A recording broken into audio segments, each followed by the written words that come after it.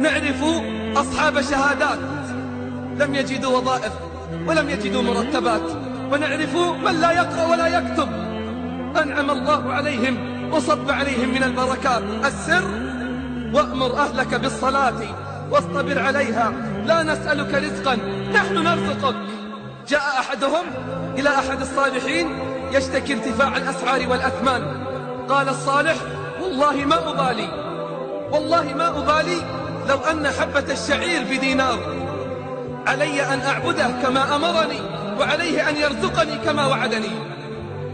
علي أن أعبده كما أمرني وعليه أن يرزقني كما وعدني. وما خلقت الجن والإنس إلا ليعبدون، ما أريد منهم من رزق وما أريد أن يطعمون. السر: وأمر أهلك بالصلاة واصطبر عليها لا نسألك رزقا نحن نرزقك والعاقبة للتقوى. لما تنزل قول الله جل في علاه على النبي صلى الله عليه وسلم: فخلف من بعدهم خلف أضاعوا الصلاة واتبعوا الشهوات فسوف يلقون غيا.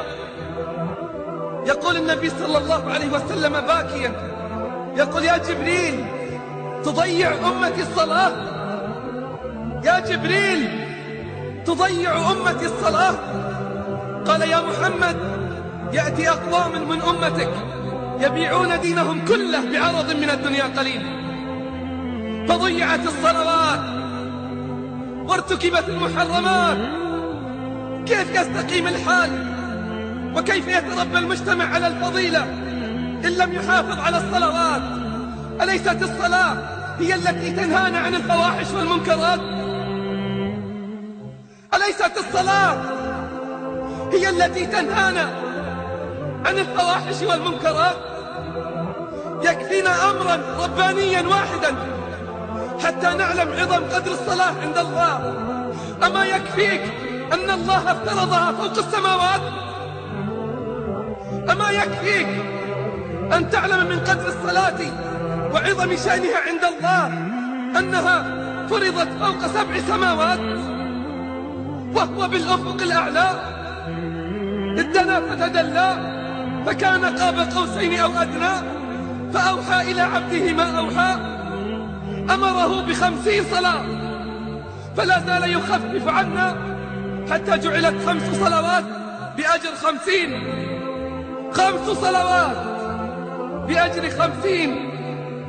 الصلاة نور، كيف تستطيع أن تسير في الظلمات؟ كثير يتخبطون، كثير يشتكون من الهموم والغموم، علاجهم الانضمام إلى صفوف المصلين. مآسي الشباب في كل مكان، وعلاجهم ادخلوا بيوت الرحمن، انضبطوا في صفوف المصلين.